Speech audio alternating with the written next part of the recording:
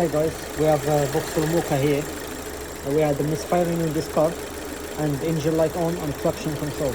So the most common problem on this one is a coil pack and a spark plug. So if you have a misfiring, engine shaking, engine light and traction control, change two stuff. Spark plug and the coil pack in the same time. So this is the old one, and then this is the old spark plugs. They look alright, but don't never trust them.